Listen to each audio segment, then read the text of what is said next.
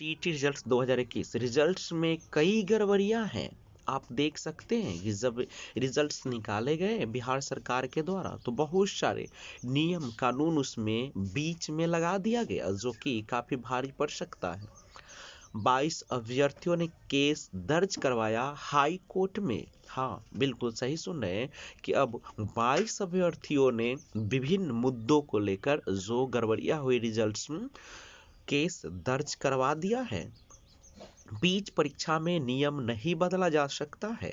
आप सभी को पता है कि एक बार जो नोटिफिकेशन निकल जाती है उसके बीच परीक्षा में कोई भी नियम में हेर फेर नहीं किया जा सकता है।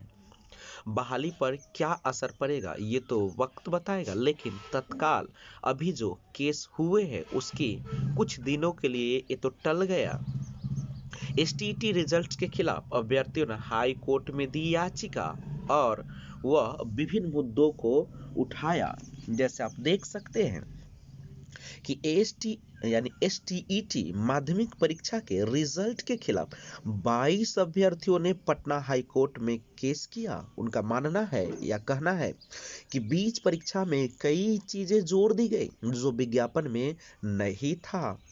28 जनवरी 2020 को ली गई थी परीक्षा, जो बाद में रद्द हो गई और इसके बाद फिर इसी वर्ष सितंबर में परीक्षा ऑनलाइन ली गई और कोरोना के कारण परीक्षा ऑनलाइन हुई थी। लेकिन परीक्षा का रिजल्ट 12 मार्च 2021 को जारी किया गया, लेकिन रिजल्ट में कई गड़बड़ियां हैं जिसके खिलाफ हाई कोर्ट में 22 अभ्यर्थियों ने याचिका दायर कर दी है। और एक बात और आपको बता दूं कि परीक्षा समिति ने नॉर्मलाइजेशन की बात जोर दी है, जो कि नोटिफिकेशन में नहीं था और जो नियम के अनुसार बिल्कुल नहीं था।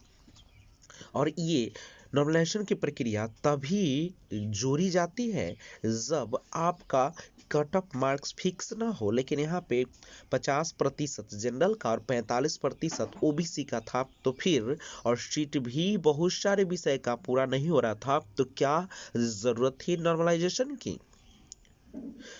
बीच परीक्षा में नियम नहीं बदला जा सकता। इसके अलावा परीक्षा में निगेटिव मार्किंग की बात कही गई थी, लेकिन निगेटिव मार्किंग का इस्तेमाल किया गया, यानी निगेटिव मार्किंग की बात नहीं कही गई थी, फिर भी निगेटिव मार्किंग का इस्तेमाल किया गया।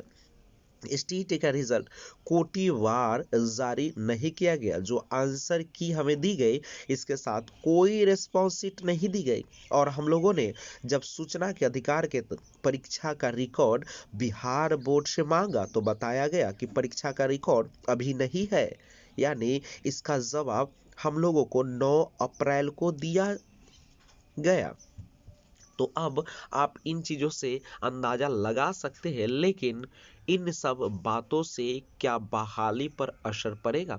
चाहे केस का तो कुछ भी हो, ये डिस्पोज हो जाए या जो कुछ भी हो, क्योंकि जो बिहार सरकार चाहती है उसमें किसी भी प्रकार का फेर बदल नहीं होता, क्योंकि सारे कोर्ट से लेकर सारे मंत्री से लेकर हर चीज बिहार सरकार के एक चमचागिरी पर चलती है और उनका अगर मन हो रद्द करने का तो रद्द कर सकती है, फिर से एग्जाम लेने का तो एग्जाम ले सकती है। अगर उसका मन हो कि इस बहाली को 2-4 साल रोका जाए तो वो भी संभव है, क्योंकि हाई कोर्ट भी अब सरकार के अनुसार ही चलना शुरू कर दिया है।